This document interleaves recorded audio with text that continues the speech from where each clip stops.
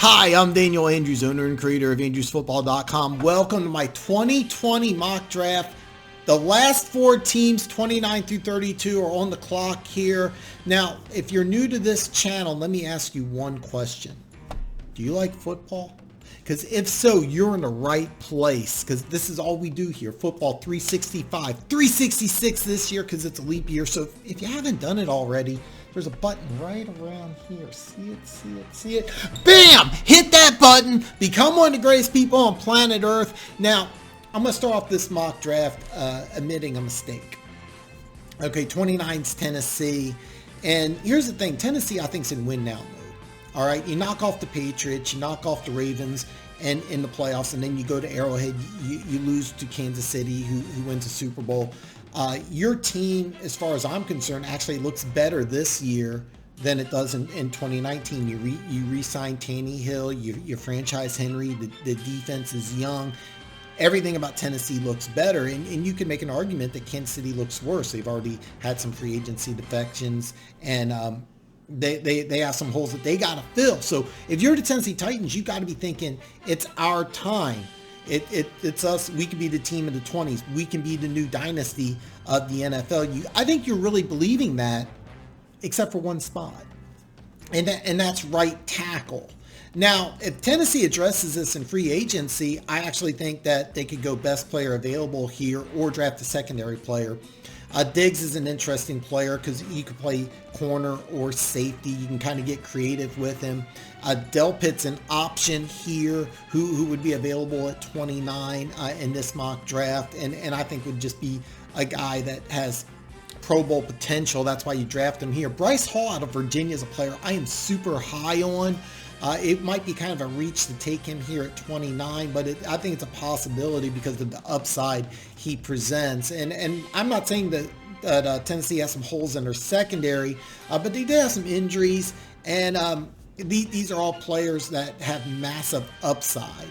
So that's kind of my situation. But as of right now, Tennessee has not addressed the issue. I do think that they'll trade up to take this player. However, the way this draft works out at 29, the Tennessee Titans will select Austin Jackson, tackle out of USC. Now, this is a kid who's 20 right now, turns 21 in May. This is a plug-and-play guy. He maybe takes over on the left side someday. But I think in a perfect scenario, you draft this guy. He's your right tackle for the next decade plus. Now, keep in mind, if Tennessee does address the right tackle issue via free agency, then I think they go in a different direction. I like secondary at 29, possibility of trading down, but I don't see it. But at 29, I think they'll take Austin Jackson if he's available. However, I think Tennessee's going to target him and trade up. When I release my mock draft, the full first round in 2 days, I will have Tennessee trading up and still selecting Austin Jackson. So spoiler alert, the next three teams, I think, really want to trade down in the draft. So starting off here with Green Bay. Green Bay is really interesting here because they bring in a first-year head coach, and he takes them from 6 wins to 13 wins, gets the NFC Championship game. And in my opinion, I don't think they're expecting to be this good this fast. Now, the Packers went in a different philosophy. They went very aggressive in free agency last year, and it paid off huge dividends. Like I said, NFC Championship game, it's pretty good. And the thing is, when I look at Green Bay, you're actually young on defense. So I think that the defense could be better in 2020 than it was in 2019 because you're going to have that youth just step up this year. This could be a really scary team offensively. Aaron Jones really stepped up this year. Devontae Adams, extremely underrated, definitely a number 1 wide receiver.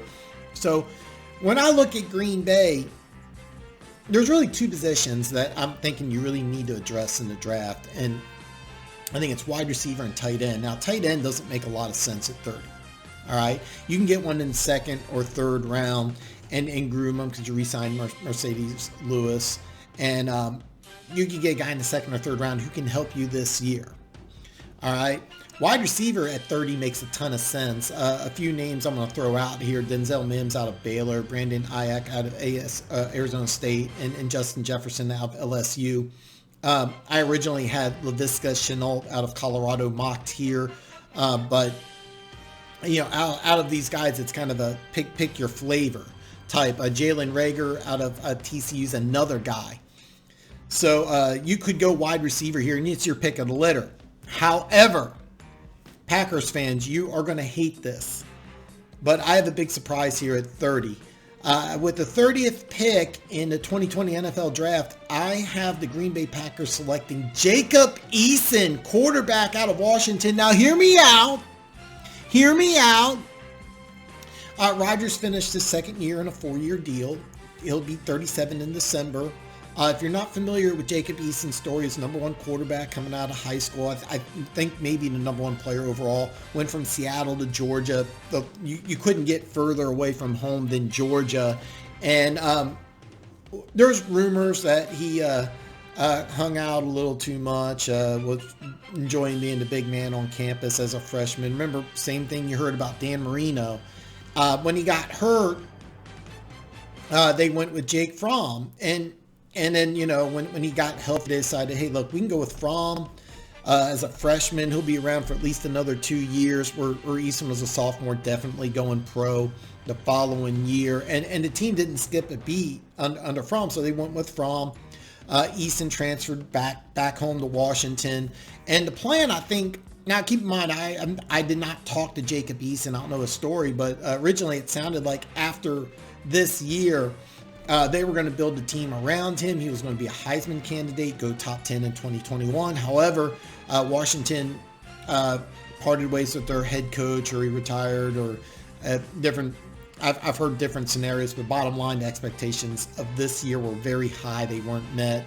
The University of Washington went in a different direction. So Eason, if you're Jacob Eason, why not go pro now instead of going under a new head coach? You don't want to transfer to a third school.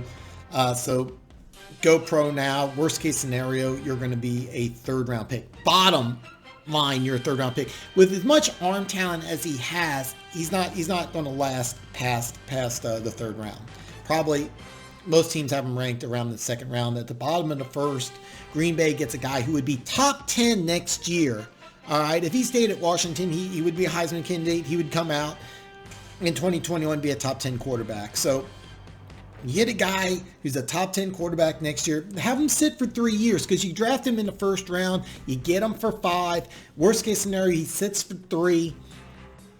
No big deal. Now, Packers fans, if you hate me, I understand, but you got to draft a Rodgers replacement sometime. Why not now? So go ahead, put a comment below. I don't mind the hate. It's okay. The whole point is to have a back and forth. I'm offering you my opinion. You can offer me yours. San Francisco, you're on the clock. San Francisco in this mock at 13 takes Jerry Jeudy. And I think that what they really want to do is trade down out of 31. Now, they don't have picks in rounds 2, 3, or 4. So who's a viable trade candidate here? And one team really stands out, and that's the Atlanta Falcons. And the reason why I think they stand out is for a couple of reasons. You signed Fowler, you signed Gurley. Last year's rumors that the coach was going to be fired. More than likely, he probably was, but then the second half of the season, they just came on strong, looked really, really good. The Falcons, to me, are a playoff or bust team, and they have a major hole, especially at corner.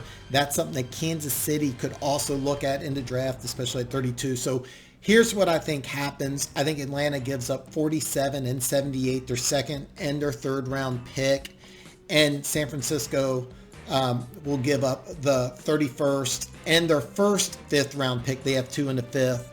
That's pick 156. So kind of to recap, San Francisco gives up 31, which is their first round pick, and 156.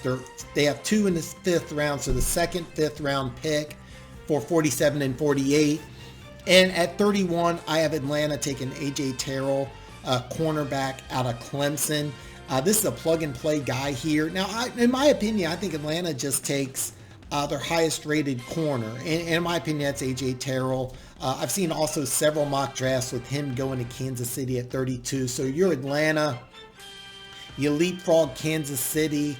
Another late trade into the first round. And you get the best corner remaining. Now with Terrell and Espinosa, I'm sorry if I'm butchering that.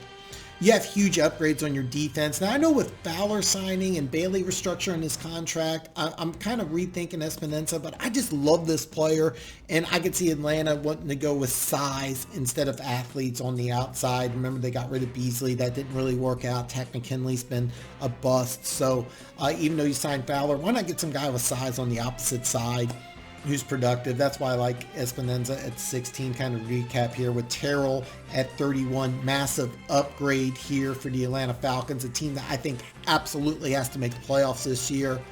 So that's how I see this trade going down. Kansas City is now on the clock. If you're not aware, I've been a Chiefs season ticket holder since 1989, but this is not a Chiefs fanboy channel. This is a channel where I want to talk football with 32 different fan bases. I want to know what you think, and if you're a Chiefs fan, you disagree with me, I of course want to hear what you think, but this isn't a Chiefs fanboy channel. There's a lot of them out there. This is not one of them. This is a football channel that just talks football, all 32 teams, draft, preseason, regular season, everything. It's not just a Chiefs channel. Now, Kansas City has only 5 picks in the draft. And they already lost Kendall Fuller in free agency. This was a very key part in that secondary. And I think that because there are some holes in free agency and there are some holes in this team, they really want to trade down and get some more picks. However, I don't see a trade down candidate. I think Atlanta would want to leapfrog Kansas City so they can get Terrell, which is, I've seen a lot of mocks with A.J. Terrell going to Kansas City. So I think Kansas City gets stuck at 32. In my first mock draft, I actually had Kansas City taking DeAndre Swift, running back out of Georgia, and I love that pick. That's my dream. If I could have anything, I would want DeAndre Swift in Kansas City. And I'm fully aware Damian Williams had a great Super Bowl. He's a really good player. 6th-round pick last year. Darwin Thompson's a guy who's really impressive, has a lot of ability, but you could always use another running back. And the Chiefs don't have anybody like DeAndre Swift. No disrespect to either Damian Williams or Darwin Thompson, but DeAndre Swift's just different and extremely special.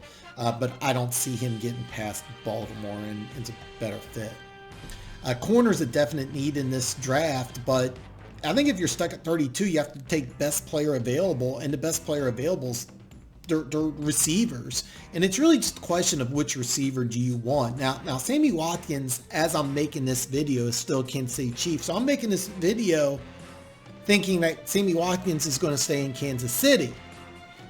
So with the 32nd pick in the 2020 NFL Draft, I have the Kansas City Chiefs selecting Denzel Mims, wide receiver out of Baylor.